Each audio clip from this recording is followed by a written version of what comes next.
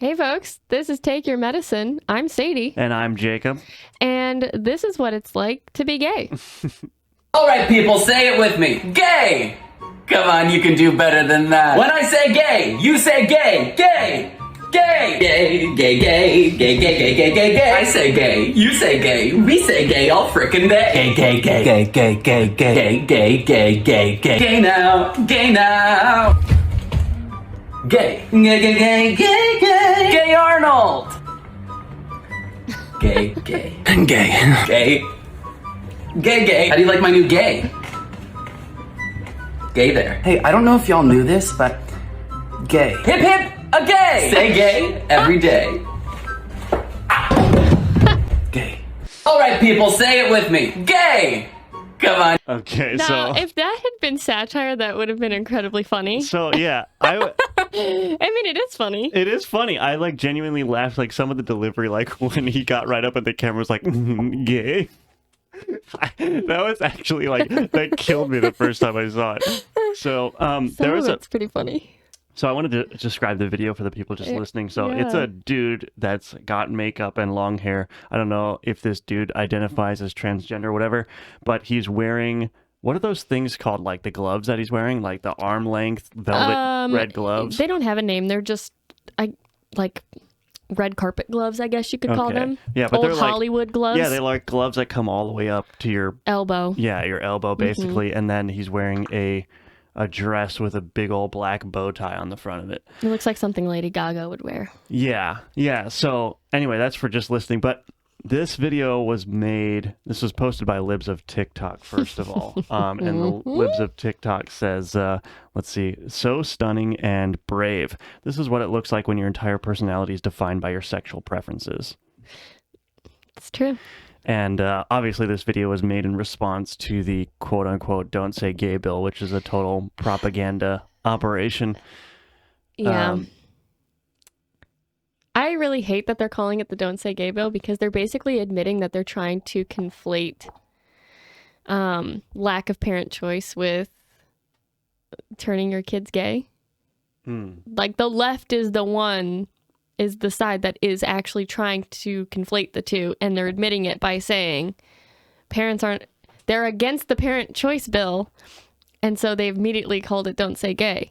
So you're admitting that you want the kids to be gay, and you're admitting that you don't want the parents to have any say in that. Right. So everything that the right and conservatives and conspiracy theorists have been saying for the last 2-3 years is actually true. Yeah. You just admitted it. So and that's exactly why he put this bill into place, is because he knew that that's what was going on, and you just admitted it by getting everyone to say Don't Say Gay. Yeah, so I think that they're conservatives, Republicans, not the rhinos, but just like conservatives generally, they're in a very good political position strategically, because you have people on the left who are saying, why are you doing this? This isn't even being taught. This isn't even an issue. So why are you getting the base? The left wing's calling it, oh, it's just a red meat bill, whatever. But then you get opposition from Disney and from people like this who are saying, oh, Florida's banning, the word gay in schools, when in reality, you're not allowed to teach sexual morality basically in grades, kindergarten through 3rd grade. So it's like, yeah, I agree. It's a red meat bill. Maybe it's not going to have that much effect, but that's not the point of the bill. Right. The point of the bill is not to solve an actual problem on the ground, because I'm doubtful that specific issue is prevalent in K through 3. But regardless of that, Well, it's an offensive bill. It's meant to prohibit that from even becoming a question. Right, but that also it's a trap. It's a trap. Exactly. You pass this bill with overwhelming Republican support, then all of the left-wingers come out from the woodwork screaming their heads off about how this is the worst thing ever and that it's bigoted and whatnot. And then the parents are sitting there going, what are you talking? Are you actually teaching this in schools? Like, the parents are going, why is there such opposition to this? Because if this wasn't an issue, no one would be saying anything. It would just get passed and no one would say anything, and then it'd be done. You wouldn't have teachers complaining. You wouldn't have people making TikToks. But so the Republicans are, it looks like they're at least under Ron DeSantis. We should say the populists. Yeah. So like the Ron DeSantis, Trump style people are going on the offensive, and they're on the cusp of figuring out the political game. Like, you need more of this. At least Ron DeSantis has figured it out, because he's young enough to understand the role of social media and how people react on the internet versus how they react in real life. So he understands the game of like clickbait almost, and he understands it's going to trigger people. And so I think maybe with the older populace, they don't understand that so much. I mean, you could argue Trump kind of gets it, but he is a little too about himself to really fully grasp it. But I think Ron DeSantis has figured it out and he's struck oil, basically. I mean, he is like, his finger's on the pulse of everything. Every time there's a big issue in this country, the next day you hear his name in the headlines about how he reacted or responded or something he did in the state of Florida that is related to it in an adjacent way. You know, he's really on top of things. Yeah, and I think one of the big problems with Trump is that he has good instincts and he knows what to do that's right and what to ban that's wrong. But when he's good at being a wrecking ball in front of the media, but he's not really good at eloquent takedowns. Ron DeSantis, he's got all that Trumpian instinct, but then he can actually make like a cogent, potent argument very specifically against whatever the issue of the day is. Like Donald Trump will just be like, oh, that's ridiculous. Think about it. You know, this and that. Like he just kind of goes all over the place, but he's got the right instincts. Ron DeSantis is like laser focused in his language and taking down. Well, isn't he a lawyer by I don't study? know. I mean, I think most politicians are, so it's probably not far-fetched.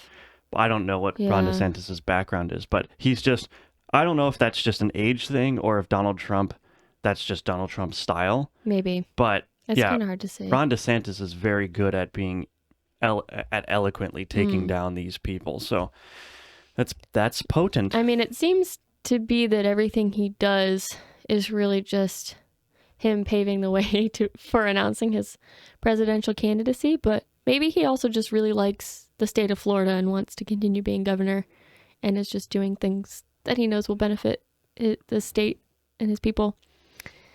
Yeah. But it would be nice if he were our president. He could fix a lot of stuff, I think. Yeah, and very quickly. He strikes me as very effective. I mean, I think there's ample evidence that he's very effective. But go ahead.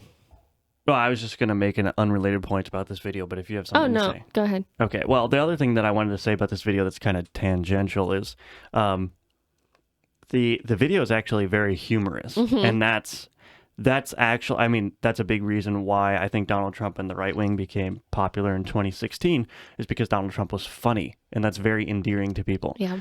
You know, we like to say, well, the left can't meme, and generally they can't, but if they're making TikToks like this all the time, they are going to win over a lot of young people. Well, so we have to step up our game. To be fair, most of the time, anything that is in support of LGBTQ, whatever, alphabet soup stuff, on TikTok is usually really cringy. Yeah. And it's not usually funny. Right. This is an outlier because it's actually funny. Right. And that's what I'm saying. Like, if they produce more of this. But I don't think they're capable because there has to be some component of you don't take yourself too seriously to be funny. And they take themselves way too seriously. Yeah, that's true. The gay alphabet soup people take themselves way too seriously. And if you make fun of them in any capacity, they're like, what did you say? This person is able to make fun of themselves. And that's why it's funny. Right. Because a lot of comedians are funny because they poke fun at themselves. They make themselves the center of the joke. And you'll still probably get people on the far left wing that are like, why are you treating this so flippantly? Like, this is actually a serious issue. Kids are actually being harmed and you're making a funny video. Exactly. Yeah. So it is an outlier. I don't think that we're going to see a trend of things like this. I'm sure this person specifically probably makes TikToks that are of this caliber humor all the time. Yeah. But I think most of the time it's not that. It's mostly people showing off their mental illness in a more serious way and wanting you to take it seriously. So I don't think that's something we need to worry about. Well, we can just laugh at this person. Yes, well, with their permission. We have to be careful, though. We have to be careful. I know. But the problem is that right-wing people can't make skit humor on TikTok. They get kicked off. Well, yes. For violating community guidelines. Because you couldn't make something that was like, I'm super straight. I'm super straight. My sexuality is super straight. They'd be like, banned. Right. You violated our community guidelines. And it's like, what are you talking about? Yeah, what was it? Like, Alex Jones got taken off of YouTube because he did it wasn't Alex Jones. It was Steven Crowder did a bit with Alex Jones about Alex Jones coming in as the in the transgender prison. I mean, that was a joke about gender, but it was from the wrong side. And so I think Steven Crowder got banned for like a week off of YouTube because of that. For that specific thing. That specific thing. So it's like... and then, so that, they made that skit after the very first news story of last year about a transgender biologic male entering into a women's prison. And then after he got banned off of YouTube, there were like 5 more of those stories immediately of these men saying they're women and being moved to women's prisons or women's detention facilities. And I'm sorry, but you're in prison. You don't have rights. Yeah. So you can identify as a woman all you want, but you're not getting transferred. Right. Your birth certificate says that you're a man. Transferred. Transferred. Yeah, I got it. Your birth certificate says that you're a man. I don't care how long you grow your hair. You have to stay in prison with men. Yeah, you can't go by birth certificate, though, because now some states are changing that at the request of adults. But my point is, though, if you enter into the prison system and it is male on your birth certificate when you enter, in the course of you being there, if you change that, sorry, you have to finish your sentence as a male in your male prison, because I don't think your intentions are pure. And I also don't care about respecting your pronouns if you're in prison, because you've probably ended up there for something heinous. Right. Well, there's that, but also, like, if you're genuinely transgender in prison, we could just separate you from the general population. Like, there's no, like, if you got 3 transgender people in a prison of, you know, I don't know what the population normally is of prisons, but you got a couple of transgender people, keep them together. Yeah. You know, assign an extra guard to them if they're at excess risk of being assaulted or whatever, right? That's fine, but definitely don't move them to women's prisons. Yeah, because now you're making women's prisons infinitely more dangerous. Right. And they're already not that dangerous, because women don't tend to be as violent. Right, yeah. Even when they're in close captivity. Yeah. With each other. Yeah, there's a reason why 90+% of the prison population is men. Yeah, so let's introduce men to the women's prison. That makes a lot of sense. While we're talking about gender, shall we talk about Leah Thomas? Do we have to? Yes, because it's there was a lot of news around this in the past week. He's been in the news for like 4 months straight. Yes. But the reason that he's in the news now is because he won the 500-yard women's freestyle. So here is the New York Post. Twitter, transgender swimmer Leah Thomas wins women's 500-yard NCAA title. Look at that feminine face. Yep. Well, here's an even better one. So this is from Rep. Marjorie Taylor Greene.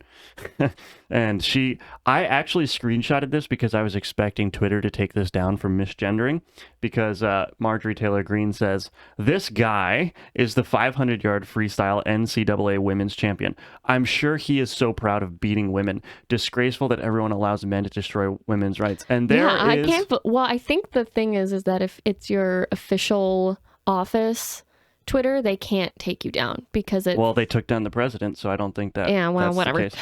But look at that beautiful feminine body in that one-piece suit. Beautiful.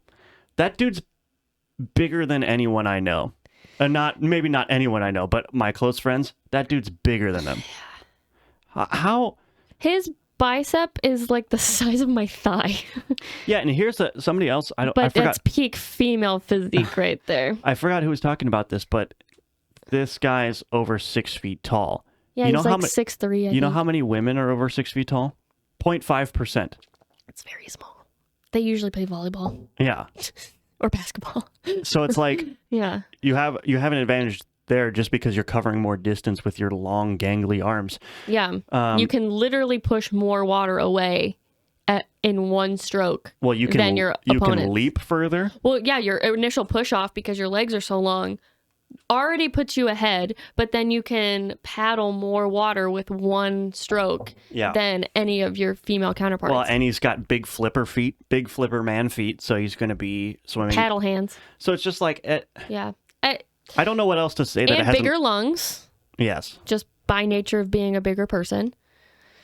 Probably stronger lungs because he had the advantage of testosterone for probably 2 decades. 21 years, people were saying, yeah. Yeah. So what the hell? I don't know what else to say other than, like, if you support this, you are blatantly destroying women's sports. If you support, like, I'm tolerant of trans people. I don't want them to experience any hardship in life other than what they're naturally going through because of their disorder or whatever. I don't want people to be targeted because of how they are. Right.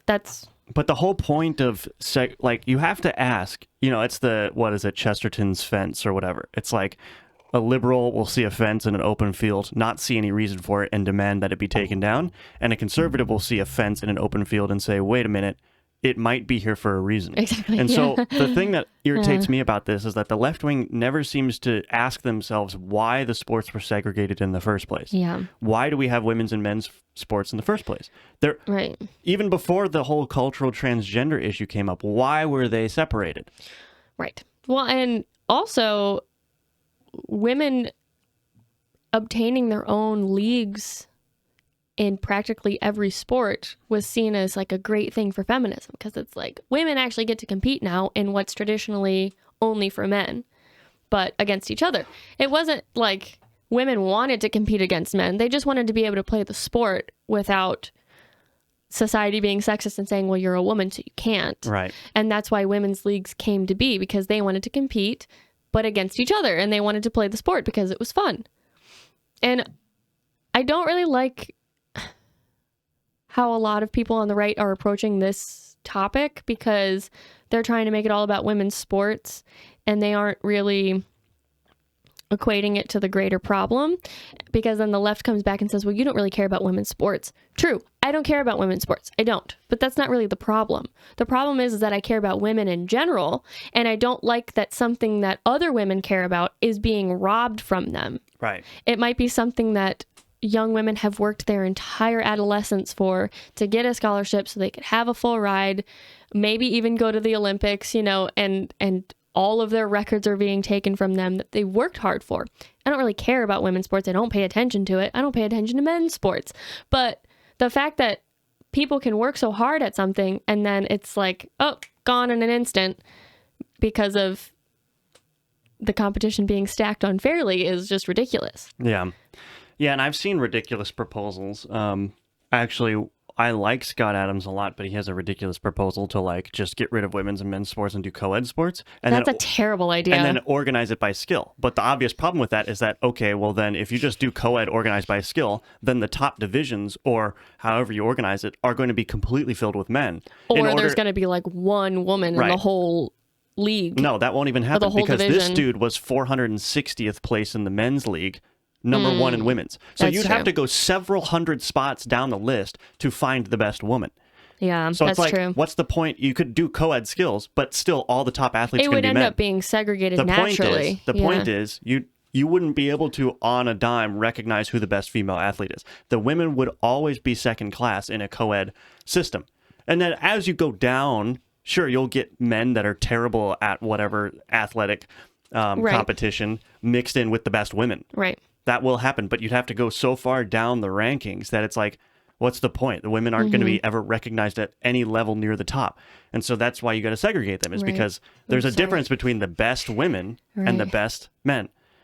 Well, that's really the problem with this Thomas character, because he knew that he was a shite swimmer. He knew, because he probably never got to swim for his team because he sucked. He never made it anywhere as a male swimmer. But now look at all of this attention that he's getting as a lady swimmer, so he says.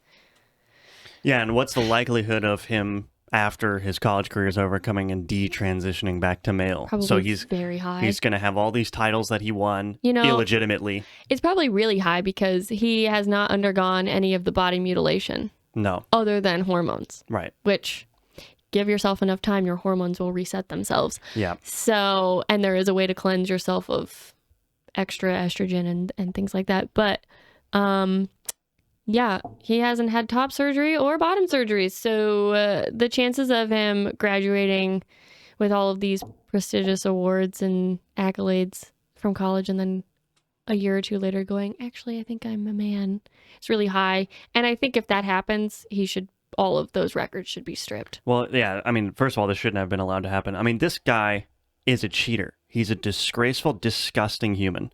And that's that. I mean, there's no other way to slice it. He is blatantly taking advantage of a situation, and he's celebrating his victories.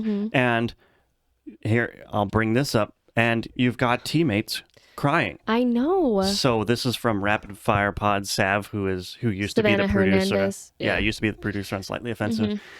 She says, just interviewed a swimmer from Virginia Tech. Her teammate was crying earlier because this was her last NCAA competition, and she placed 17th in the category that Leah Thomas was swimming in. The top 16 go to the finals. So it would have been her spot had Leah Thomas not been there. So she worked so hard, and only to be displaced through no fault of her own. She wasn't, 16th place, you hope to do better than that. But still, that qualifies. Right. But then a man comes along and totally displaces everyone one spot down the list. That's completely out of your control. Yep. Completely. That is so wrong. It is so unbelievably wrong. And the fact that people aren't, I think people are starting to come out against it now that he's actually won like a big title. He's been winning though. Right, but those were all like up to this event. I understand, but you should also look at that and go, he's starting to win all of these things. The chances that he's going to make it to finals is probably pretty high. Because it wasn't just that he was winning by like a fraction of a second. He was winning by like 30, 40 seconds. That's a big gap. Yeah. And also, he's not a woman, but he's also not much of a man. Yeah. Because what man robs things from women? A man that would be comfortable declaring that he's a woman. True. That's just... you could detransition, but you'll never be a man. Yep. Ugh. And all right, anything else to say on the gender front? Or should we move on here? We can move on. All right, you have anything in particular? Jussie? No, we could talk about Juicy Smollett. Juicy Smollett. So, what do we have here? What do we got? Jussie Smollett was convicted of his hate hoax. He was supposed to serve, 150 days in jail? That sounds right. Yeah. Yeah.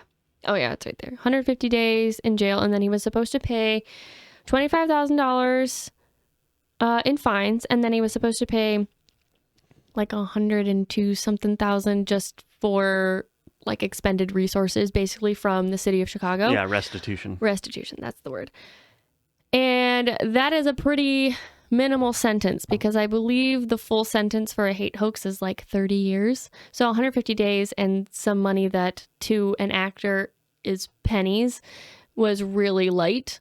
And the judge had also said, you've already made an ass of yourself, basically. So I'm not giving you a harsher punishment, but just know that you've made believing hate hoaxes in the future a lot more difficult for other people.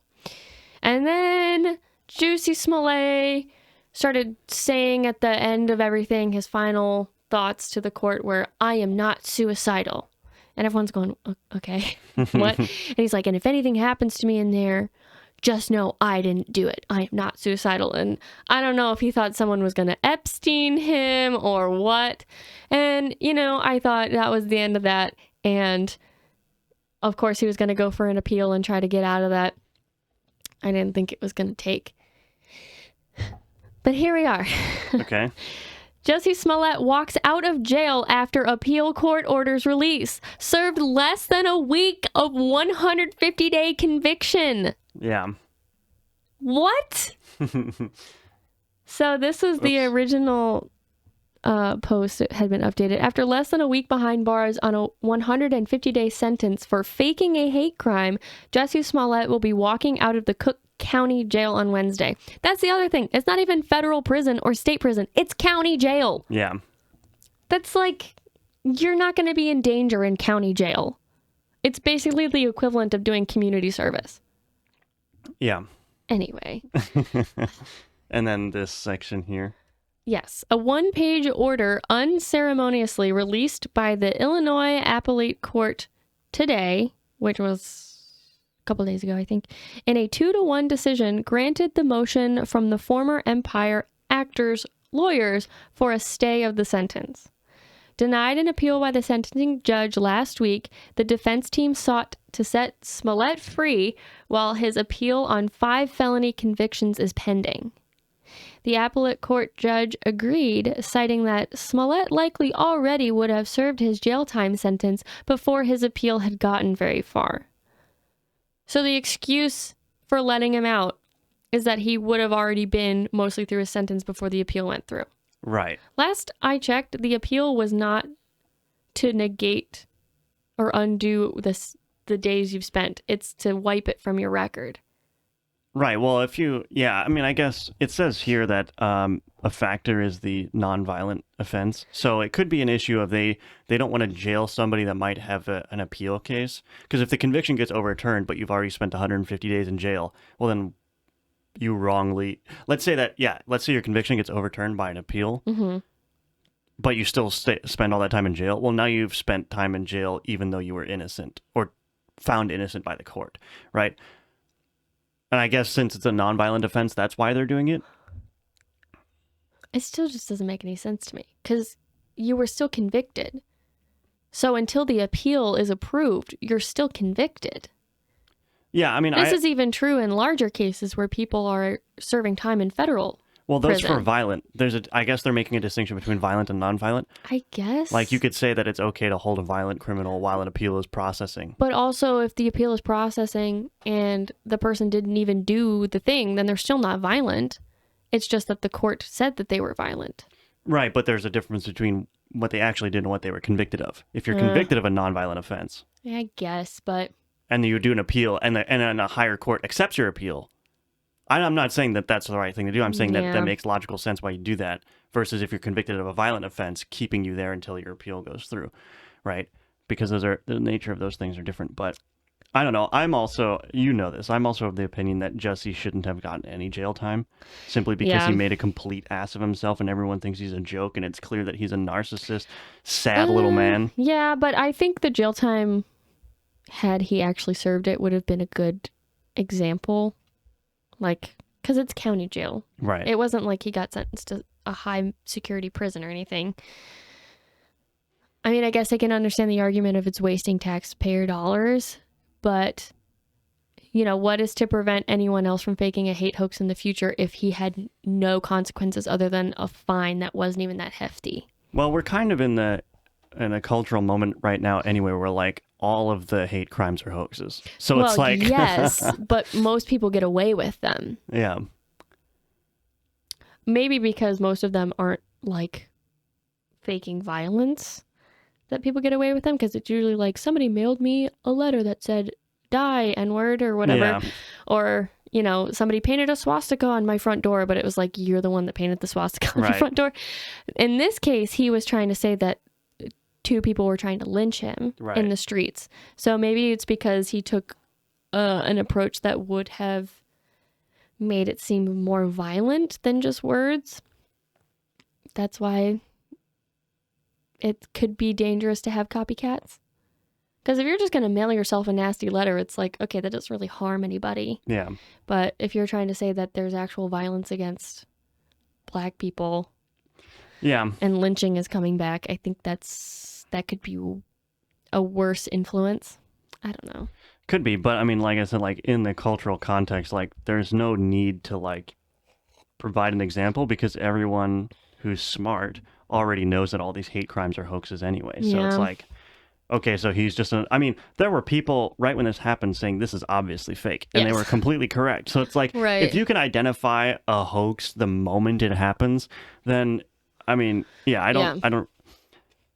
guess Chicago's going to do, I think it was Chicago, right? Yeah. Chicago's going to do whatever they think is best for their community. But I don't know. I personally don't think that the jail time was even necessary at all because it's so fake. He's got to pay like $150,000 in fines and restitution. Maybe a more appropriate response would have been to actually serve him community service hours to Cook County. Maybe. Like you have to clean up trash on the side of the road or go to the soup kitchen or something. I'm a big fan of shaming. Like just have him stand on a street corner and say, I'm a retarded actor who did this hate crime and I'm a despicable, disgusting human, and make him stand there for 10 days. We used to have a judge in our county that did public shaming, but he offered it as an option to the people that he convicted. So he would say, you can serve 60 days in county jail, or you can stand on this street corner where this thing happened and wear a sign that said, I called a police officer a pig or whatever, and be surrounded by pigs. Right. And you have to stand there for 8 hours or whatever. It worked because he said, I think he's retired now, but he said that every person that chose the public shaming never committed a crime again, or never appeared in his court again. Yeah. And I'm like, well, it's pretty effective, I guess, if you got to look like an ass all day. Yeah. And it saves taxpayer dollars. It saves people from becoming career criminals, and I don't know. It's a lighter sentence. It's a lighter sentence. Yeah. 8 hours versus 60 days is pretty good. And I don't think it went on a record either. I think he would let you go completely if you just did that. Yeah, people like to screech in those cases about cruel and unusual punishment, but it's like, if you have the option, is it unusual? Right. Like, if you say, okay, well, here's the standard punishment we give, which has already been considered not cruel and unusual, which is jailing you, versus this ridiculous thing that's going to shame you in public, you have that choice. You can choose the normal punishment, which means you're going to be behind bars for a couple months, or you could choose the punishment that's a little bit unique, that's going to make you look like a fool, but you don't have to spend all that time in jail. Right. So it's like, I give people the option. Like, I'm at the point where, like, if you want to give people the option of getting 50 lashes from a whip, let them do that. Like, you can either spend, a year in jail, or we'll tie you up to a post and whip you 50 times. Your choice. Like, I don't see a reason why people shouldn't be able to have that option. One hurts more physically, but the other one probably hurts more spiritually and emotionally. Right. I don't think it's cruel and unusual at all if the person is making that choice themselves. Yeah. It'd be one thing if it's like, well, you're not going to serve jail time, but you are going to do this. And that person didn't want that, so it ends up being more harmful to them mentally. Right. But I don't know. I think public shaming is the way to go, especially if somebody chooses it. Yeah. I think it's more cruel and unusual to lock somebody up like they're an animal. Yeah. I mean, I'd love to see other types of punishments too. Like, hey, the court wants you to turn in a 5,000-word essay in, in a week. I will not rob liquor stores. I will not rob liquor stores. Not like that. But like, no, I know. Write a reflective essay. Yeah. Really reflective. 5,000 words. And based on the quality of your essay, we'll determine how light of a sentence you get. Because like, people could just like half-ass it. In that case, you just throw them right in jail. But I don't know. I think there's a lot of room, like, because Jesse's case, it's like, I don't really think that jail time is appropriate, but some of these other punishments, like write an essay or pay money or stand on the street corner and be publicly humiliated, or any of those things, I think having more tools in sort of like the justice toolbox to deal with these unique cases, I think could be a good thing. So I don't know, I'd like to see more creative use of punishment for nonviolent offenses anyway. I think jail is perfectly fine for violent offense, but yeah, if people are just being mischievous or creating hate hoaxes, then let's come up with some more creative punishments for that, That's kind of how I feel. Jesse. Hopefully that's the last time we hear of him, because he's freaking narcissist. We've given him way too much media attention already. So there's here's an interesting story. So there's this tweet is from Tim Urban. Oh my goodness. I don't know who Tim Urban is. He runs a blog called Wait But Why. Okay. He says, Aladdin now starts with this disclaimer on Disney+. 99% of viewers wouldn't have considered being offended by the movie, but that other 1% has tremendous cultural power at the moment.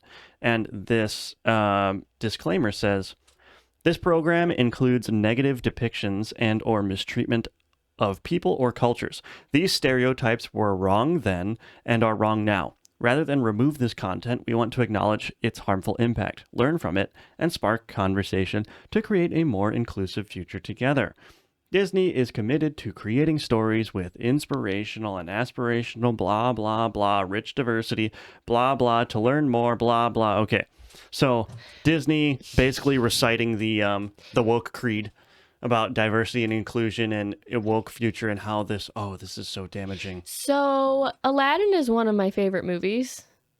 The cartoon or the live action? This is probably referring to the live action Aladdin. Well, I guess both, but the original, the cartoon one that was made way back in the 90s, was one of my favorite movies growing up, and it's still one of my favorite Disney movies now. And so I watched it a lot, and I'm trying to figure out at what part of the story shows Indians as being Well, that's probably harmful. why it's referring to the live action, because it's different. It's a different movie. Yeah, but it's not like they changed the story completely. No. So I don't, why? Because the genie was a slave? Well, I don't know, but that's not, the point is not why they're saying this. The point is that, or at least the point that I wanted to make is that this is the entire point of art. No, I know, but I'm still trying to figure out what the 1% got all in a twist about. This is the problem, because when art depicts a situation, culturally or historically or whatever, the point of that art is to depict it. It's not to endorse it, and it's not to disparage it. It's just to say, this is what, this culture is like, or this is what this life is like, or we're borrowing elements from a culture to infuse into a fantasy story. So the whole point of art is that you are depicting something interesting or intriguing, either culturally or historically. Of course, there's going to be objectionable content. That's the entire point of art. Imagine how bland art would be if it's not showing something intriguing or interesting or culturally relevant. It's like, if you have to say this, well, I guess what I want to say is that what kind of world would we have if art wasn't showing these kind of things? Like, I guess an obvious example would be war movies. Like putting a trigger warning before war movies. Oh, you're going to see people die. Yeah, no shit. You're depicting here to war. See a war movie, right? So it's like the art and cultural, right? You can show a work of art that shows people in dire circumstances who are being mistreated by their society. What the woke mob always does is they interpret that as an endorsement of what's happening. Yeah. And so it's like, I just don't, it's a destruction of art in real time. They're automatically assuming that any depiction is an endorsement, and it's not. But I can't even think of the depiction that would be offensive in either version. I don't know. It could be as minor as saying like, "Oh, well, Indian people love tigers," and elephants. The only thing I could think of was, you watched the live action Aladdin. You remember that parade scene where it was very colorful and very flamboyant? That's the only thing I could think of where people would be upset because they're like, well, that's a stereotype of Indian culture. But I would like everyone to know that Bollywood directors were involved in the live action Aladdin. Right. So it might be stereotypical, but also Indian people made it. So yeah, stereotypes exist for reasons. Well, it's not, I mean, is it stereotypical if you're just borrowing elements from the culture? It's not like Indians don't have colorful weddings. It wasn't even borrowing. It was directly depicting Indian culture. I mean borrowing is like taking the culture and inserting it into a more fantastical setting. Oh, like yeah. Maybe the problem is they're exaggerating the culture, which is like, okay, but if you're exaggerating the culture, that means that you're just amping up the awesome elements. You're right, exactly. It's like, I just don't... Indian weddings are like 3-day long, week-long parties, so it's not really that big of an exaggeration. Yeah, I don't know. This is... They're trying to sterilize art. They're trying to... I mean, they're doing disclaimers now, but eventually they're going to be cutting out content completely. They're going to be taking out the scenes that are objectionable. And I just think this is a part of like the infantilization of like white liberals, is they're saying, hold on, they're saying, like, we're finding these elements of Indian culture objectionable because we think it's racist to exaggerate certain aspects of it. And so what? You're just going to remove all references to Indian culture from the American culture? Yeah. Like, it's the Aunt Jemima thing all over again. Like, oh, it's racist to have a black lady on a box of pancakes, so we're going to erase her. Everyone's going to forget Aunt Jemima. It's like, how is that less racist than depicting Aunt Jemima on the box? It makes no sense. How is erasing Indian culture from an American movie less racist than keeping it in? You're literally trying to say, Americans, you're not allowed to see any other cultures. Yeah. You're not allowed to incorporate any other cultures. If you eat Mexican food in the United States, you're a racist. It's just like, so what? I wonder if part of that is they are trying to make white people see only white things, white people and white culture, so that when they do encounter another culture for the first time, they're ignorant and oblivious to how the culture operates. And so then when they actually scream racism, it has some truth behind it because they really don't know. Like, I know that would be like a decades-long process, but if it's white children that aren't allowed to watch anything or read anything from other cultures and all they see is white homogeny, and then they actually experience an Indian person or a Pakistani person for the first time and they're like, oh my God, why are you wearing that thing? Because they're wearing a sari or whatever. It's like, oh my gosh, you're racist because you don't know what a sari is. It's like, I was never exposed to it, you know? Right. They're creating racism so that they can actually scream racism and it be true later. Yeah. I guess. But also, oh, go ahead. Well, I was just going to say, like, it's adjacent to that cultural appropriation idea that we're not allowed to borrow elements from other cultures. It's like the entire reason why you'd want to borrow an element from a culture is because you like it. Exactly. Because you adore it. Right? Like, if you want to, you know, I think there was a story a couple years back about a girl who wore like a traditional Chinese gown to prom or something, and she was white. And everyone was like, that's racist. It's like, no, she saw a cultural dress that she thought was beautiful and she wanted to wear it. And it's like, but that's cultural appropriation. You're not allowed to do that because you're white. It's like, what are you, so what's the next thing? You're not allowed to marry someone of a different race because that's cultural appropriation. You can't marry an Indian because then you'll have an Indian wedding as like a white person. Where are we going with this? I had a friend in high school who was dating like one of the royals of a Sri Lankan family. Oh, interesting. And his grandmother handmade a sari for her, like hand beaded it and everything, and she wore it to her prom. So what, is she just not supposed to do that when her boyfriend's grandma made it for her? She was a white lady. Grandma didn't have a problem making a sari for a white lady, you know? Right. It just doesn't make any sense. And to your point about white leftists' infantilization of culture, you made the example of war movies being art, but not necessarily an endorsement of war. And what comes to mind is Saving Private Ryan. That opening scene is so potent and visceral because it's supposed to be, because that is what those men went through.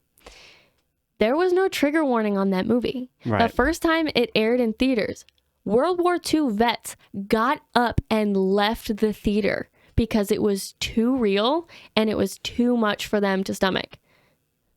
They didn't need a trigger warning to tell them when it was time to leave. Right. And they also didn't demand that that scene be nerfed or cut from the movie because they were offended or triggered. And they just never watched it again. Right. And it's like, think about if World War II vets had the same cultural power that the white left wing does in this country, and they demanded that scene get cut. Would any Americans have any inkling of how terrible that D-Day invasion was? Right. Would they have any inkling? Like, if all visual potent references were scrubbed from the culture, we would never have...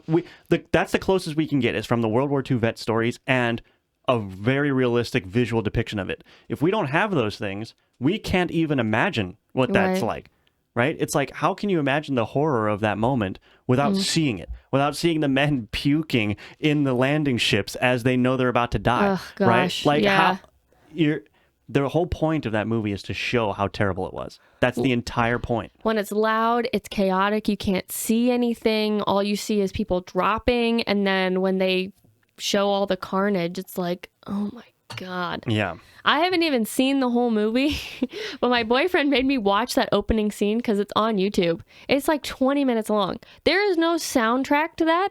It is just the sounds of war and screaming. And then when it's all done, you could hear a pin drop. Right. It's like, ugh. I thought I was going to puke watching that. Yeah. And that wasn't even real. It's acting. Right. So get rid of that and people will probably endorse war more because they will never see even a realistic depiction of war.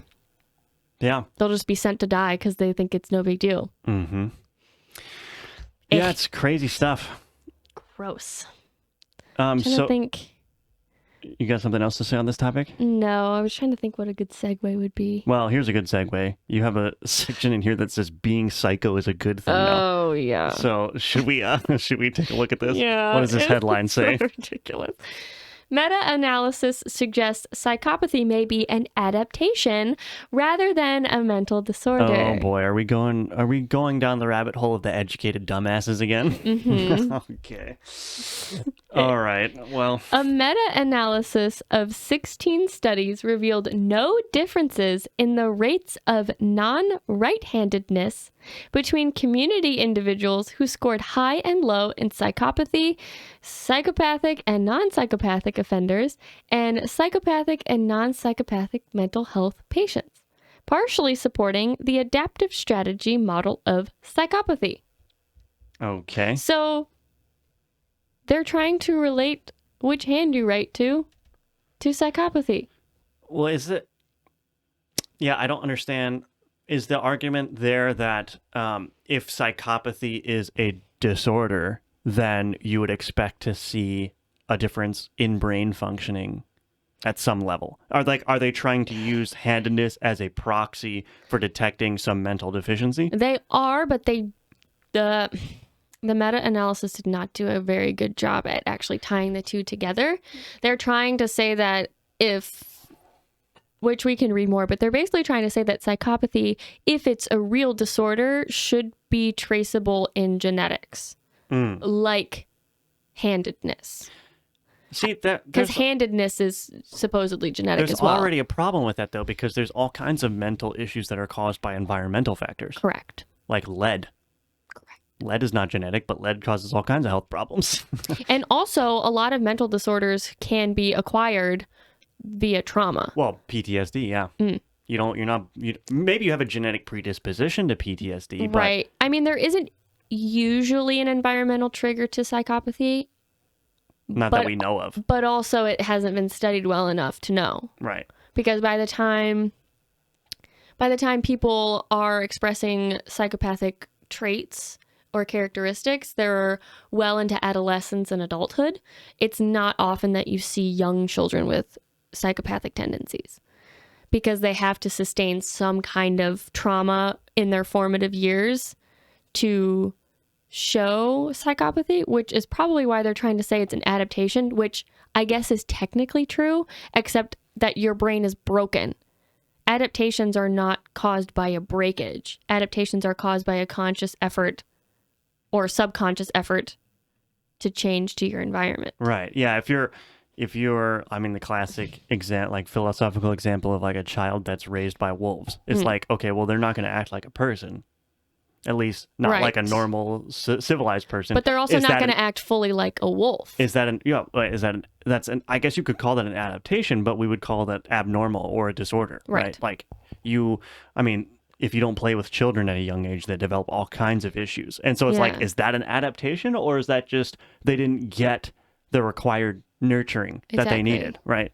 Well, and the problem with calling psychopathy an adaptation is justifying its existence, basically. Yeah. Which is why I take issue with this meta-analysis at all. So do you want to read this next part? Yeah. So psychopathy is characterized by, quote, antisocial, impulsive, manipulative, and callous behavior, end quote, and was long considered a mental disorder.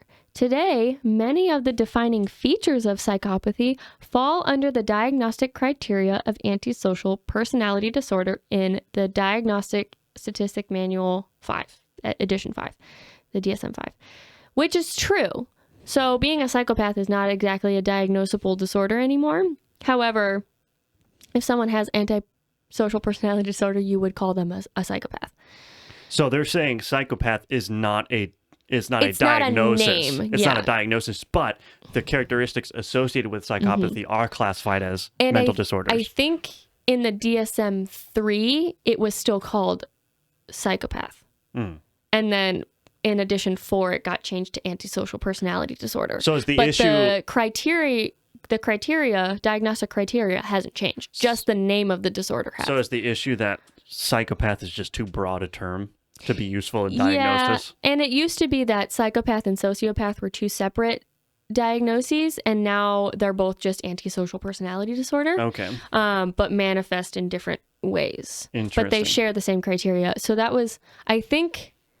psychopath and sociopath were in the DSM-2, and then it was just psychopath in the DSM-3, and then by DSM-4 it was antisocial personality disorder. I see. But colloquially, we still say psychopath and sociopath. Okay. So even this article in general, this meta-analysis is kind of inaccurate because they're trying to analyze something that is colloquial and not actually diagnostic. Right. Okay. So it has a lot of fallacies already. Right. But just it being published is a problem. Gotcha. Because I think their end goal is not pure. But it continues. Despite a widespread belief among the scientific community that psychopathy is a mental disorder, quote, an alternative evolution-minded perspective has been proposed that psychopathy is instead a life history strategy of social exploitation maintained by negative frequency-dependent selection. I don't know what any of that means. It's jargon. It basically means nothing other than through a feedback loop, people learned that exploiting their surroundings granted them benefits. Mm. So they're trying to say that exploitation and manipulation are learned traits or learned tools that people use, which could be true depending on your environment. Is that true, though? Because young children exhibit deception from a very young age. Right. But then they learn to not be deceptive because Right. they have empathy and sympathy capabilities. Yeah, it seems to me like the wickedness always comes first, and that you need to train the wickedness out of people. Like, the reason why, people like Jordan Peterson resonate is because people are lost because they have all these innate human tendencies. They don't know how to live a proper life. And so somebody showing them, here's how you train yourself to live a proper life. You wouldn't need to do that if people were naturally good and moral and worldly, And so it seems to me like, the wickedness, the deception would come first, not be acquired. Right? Right. And the problem with antisocial personality disorder is that those people lack the ability to empathize or sympathize with people, which is why they are continually manipulating people and coercing them into doing what they want, and they feel no remorse for it.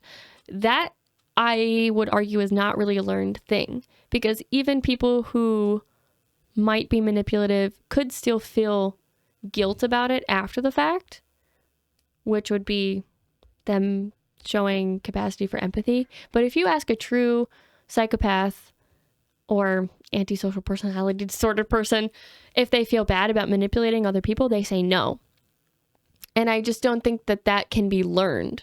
I don't think you can learn away your empathy or your capacity for empathy. Yeah. So I don't really buy that it's an adaptation. Interesting. Yeah. So in a recent meta-analysis of over 2 million people, the researchers found that approximately 11% of the population was left-handed. The bias for right-handedness is believed to stem from selection pressures throughout our evolutionary history. I could buy that, I guess. There are both structural and functional asymmetries in the human body and brain lateralization.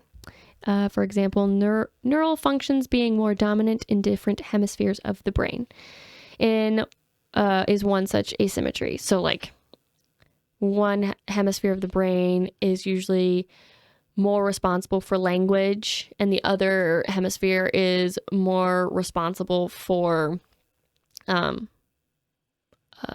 like problem solving. Okay. They tend to be in different hemispheres. Given the brain's left hemisphere controls the right side of the body, right hand dominance may be a byproduct of genetically determined functional asymmetry of brain lateralization for left hemisphere language processing and or fine motor skills.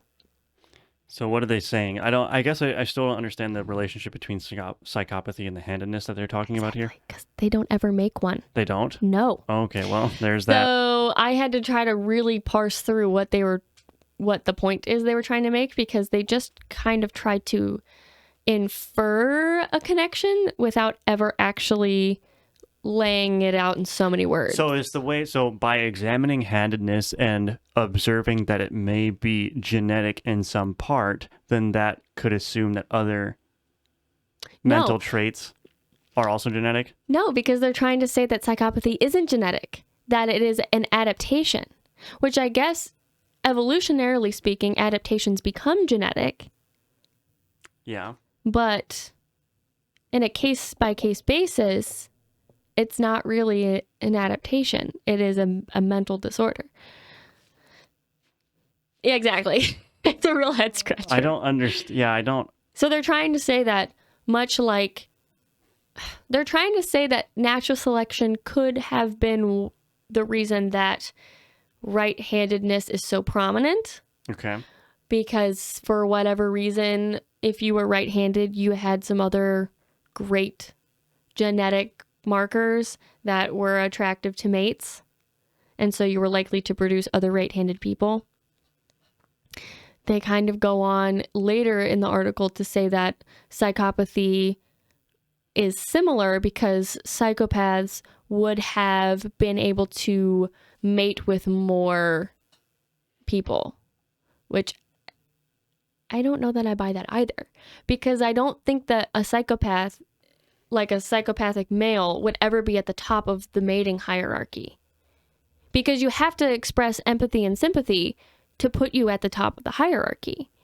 And the top male is always going to be the most attractive to all of the females. Yeah. So I don't think I buy that psychopathy would have been a mate selection beneficial adaptation either. That makes sense. Yeah. Do you see what I mean? Yeah. Because that's the case they're trying to make, is that a psychopathic male would have been like rife with mates, but I just don't think that's true. Yeah, I guess, I mean, maybe in specific circumstances, but I think broadly speaking, that doesn't make a whole lot of sense. But, like you have Genghis Khan, right? Was he a psychopath? I don't think so. That's like saying Vladimir Putin is a psychopath. Yeah. But I think they're just really good at war strategy and land acquisition. And maybe they're cold. But that's not the same thing. Maybe they've got an aspect of cruelty to them, but yeah, psychopathy is a totally different thing, right? Well, because psychopathy, too, if you're talking about the manipulation and manipulative, callous behavior, and also impulsivity, Genghis Khan and Vladimir Putin alike are not impulsive people. Right. They have a very specific grand strategy that they're pursuing. Right, which is not the same thing. And they're also not antisocial, because if they were, they wouldn't rise to the power that they have. Right. Yeah, because that's an inherently networked game. You have to be networked. You have to maintain good relationships with people, because people aren't going to follow you into war if you don't have a good relationship with them. Which maybe there's manipulation there, but just because you're manipulative doesn't mean you're psychopathic. Right. Because you have to have all of those characteristics to be considered antisocial personality disorder. Right. So I think people really get like bad mixed with psychopath, but psychopaths are also very narcissistic and selfish by nature, which is why they're manipulative. You could argue that Genghis Khan and Putin are not selfish by nature, because they, in their minds, they're doing what they're doing for the greater good of their country or their empire or their people. How they get there is probably wrong, and their morals are misaligned, but if they're approaching it from a selfless intent, then you can't really say that they're psychopathic. Right. So that word is dangerous to use, I think, in many cases. Yeah, I agree. And I'm just over here thinking, do animals exhibit handedness? I mean, maybe apes. No, but I don't you think about so. A dog when they use their paw to get something. Will you see a very specific favorability towards the left or the right paw? It'd be interesting. I mean, maybe they do, but not in a way that you would ever notice. No, you'd be able to figure it out. Just make them dig for something and see how often they use one paw or another. If they use it equally, then you should see a roughly 50% split. I'm gonna start paying attention to my dog now and see what she does. Yeah, handedness. Because I would assume that would be. If we're talking about brain structure giving rise to handedness, then I would assume that you'd be able to see that in all kinds of mammals, at least.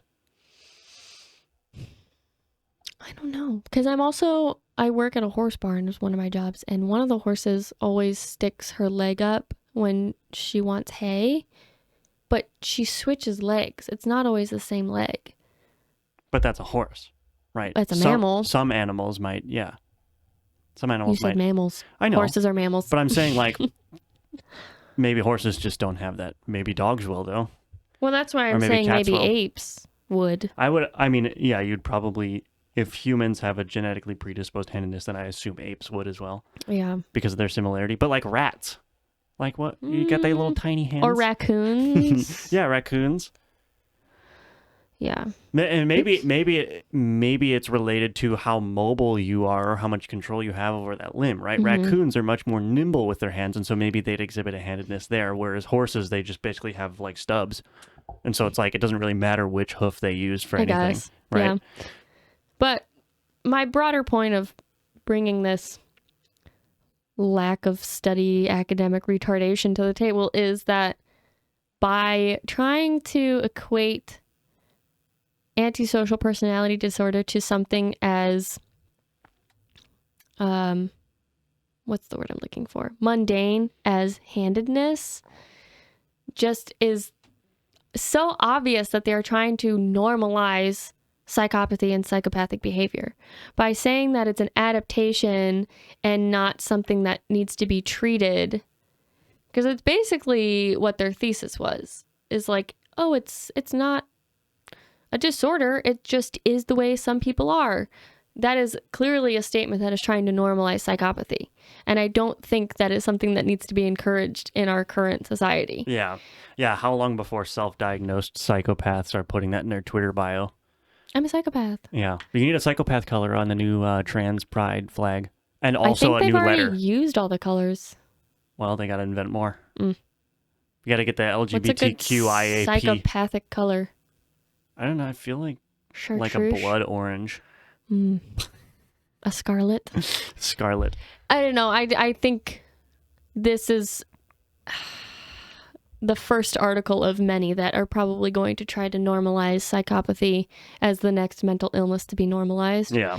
And of course, it had to be done in academic jargon that literally means nothing. It's a lot of words to say nothing. Yeah, and if this becomes, if it becomes normalized, then all the kids going through psychology degrees will learn this, and then they might get actual psychopathic people that they don't treat properly in their practices, and those people will go out and be nuisances.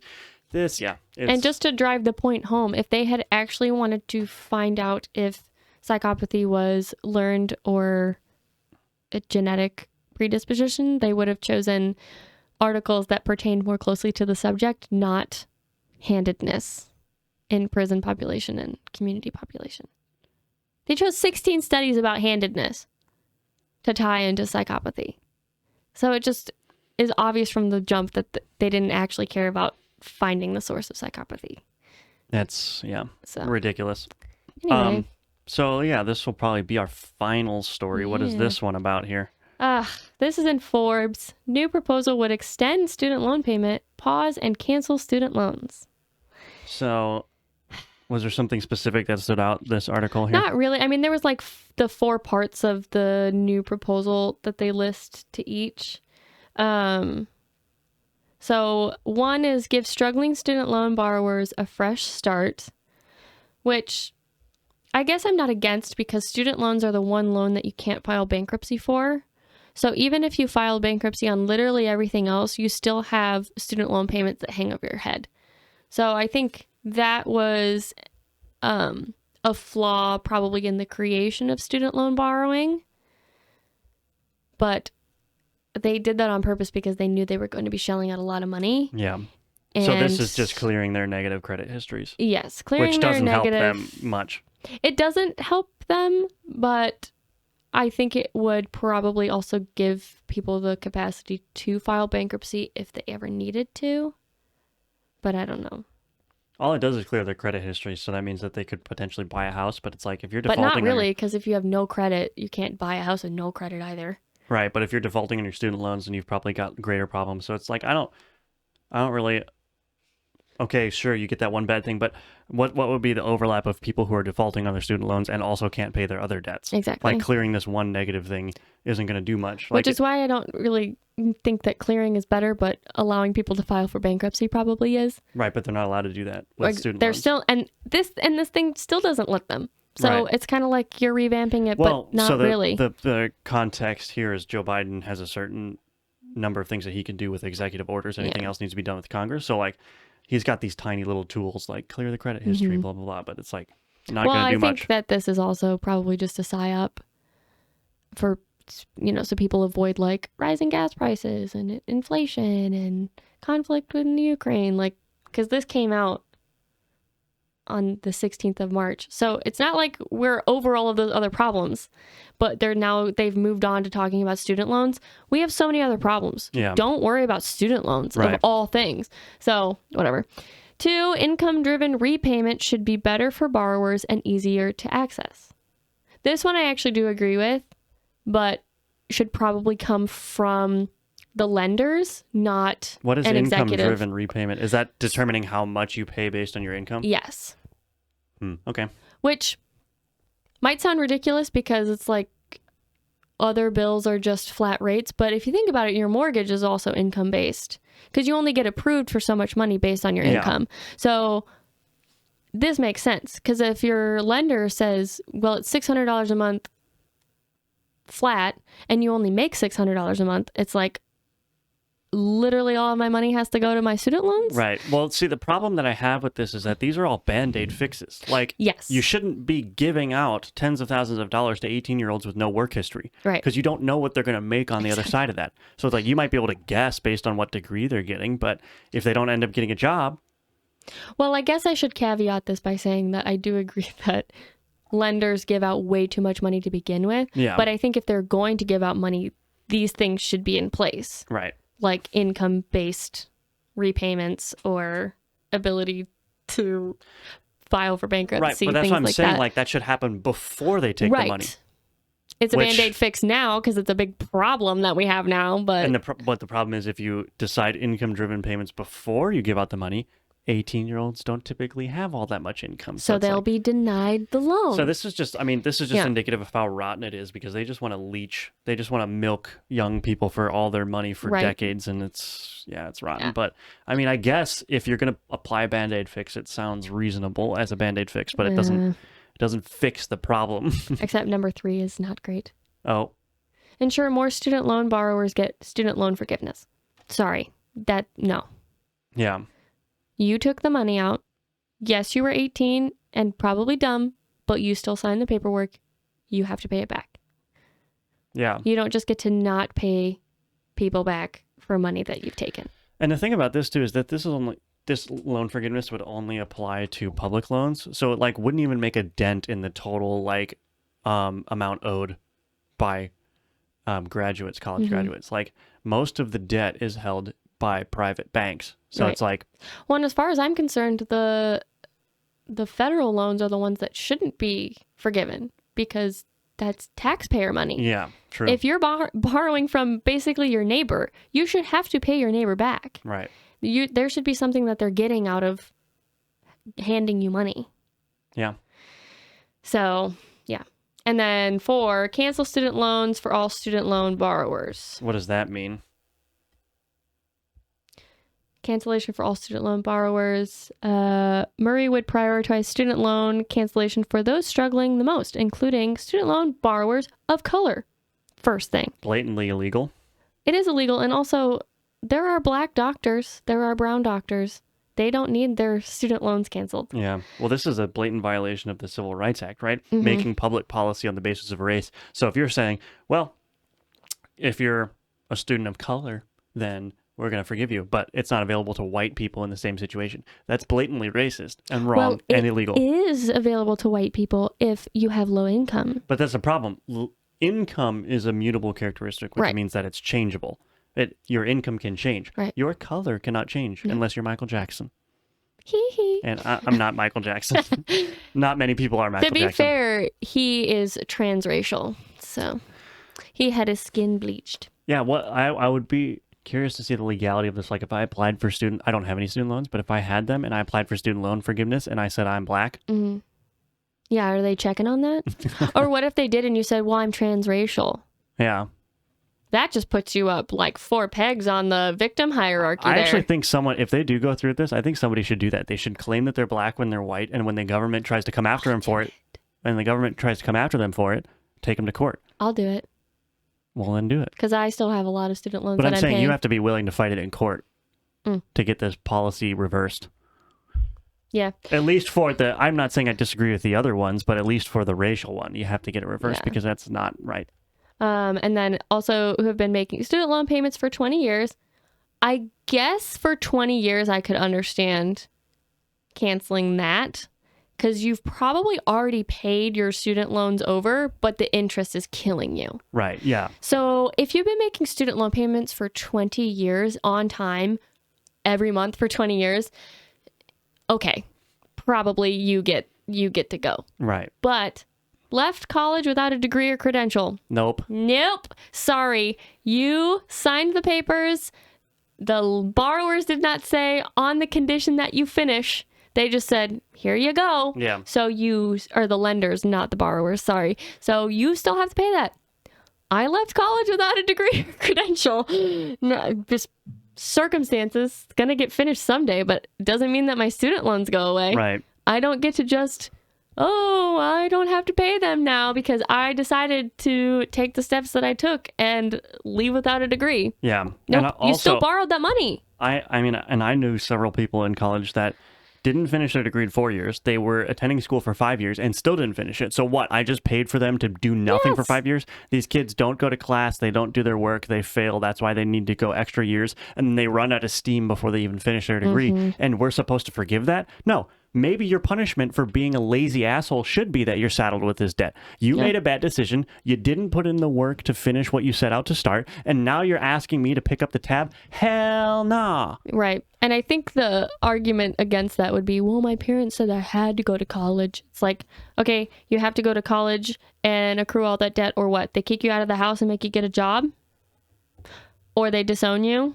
Well, okay, a lot of parents wouldn't even do that. No, I know, but it's like, that's still a choice. You still chose what you thought to be the lesser of two evils, which was accruing all the debt. So you don't, just because you couldn't grow a spine 4, 5, 6 years ago and say your parents, no, I'm not going to college, doesn't mean that all of a sudden 70 grand of debt just gets evaporated. Right. Sorry, that's not how this works. Right. Maybe you were 18, you were an adult. Maybe you should have been an adult and said, I'm making this choice. I'm not going. Right. If you knew that you were going to be a lazy student and that you hate school. Yeah. Yeah. No. There's a lot of problems with student loans. And yeah, I already said this, but my biggest issue with them addressing student loan issues is that it's always a Band-Aid fix. Yeah. They never go to the source and say, because like it's a funnel, right? You start the funnel. 18-year-olds are borrowing a bunch of money, and then they come out the other end with a bunch of problems. Yeah. We're fixing it at the end where they have a bunch of problems, which means that people are continuing to go through that funnel and keep encountering those problems. It's like, it's because they make money. I don't understand. Yeah, it's that. But it's like, just from a general perspective, it always seems with public policy, they never go to the root of the issue. They never fix the problem at the source. It's always like, oh, this is the problem with like Medicare for all, right? Yeah. Oh, our healthcare system is so unbelievably expensive, so we'll just pay for it all. It's like, no, how about you go and find the issues that are causing it to be massively expensive, right? Maybe you need to regulate the drug companies more. You know, Donald Trump did like the insulin prices, brought those down. Maybe you need to do that. Maybe you need to examine some of the regulations around doctors and hospitals, you know? And maybe you could alleviate the cost by providing federal funding for very specific hospitals in different communities. Like, right. But they never do that. They just say, oh, well, because it's expensive, we just need to pay for it all. Right. That's just such bad thinking. And then you get Band-Aids stacked on top of Band-Aids. And then it's like a freaking shamble of a policy. It's just ridiculous. As somebody who would benefit from this bill being passed into law, I am 100% against it. Yeah. Which I don't know if it gives me more credibility, but it should. Yeah. I am not looking for a handout. Nobody but me signed that paperwork. Gotta suffer your consequences. Gotta suck it up. All right. Well, that's it for this episode. Once again, I'm Jacob. And I'm Sadie. And you can follow us on the various places that are linked in the description, wherever you're watching or listening. And thanks for watching. Thanks.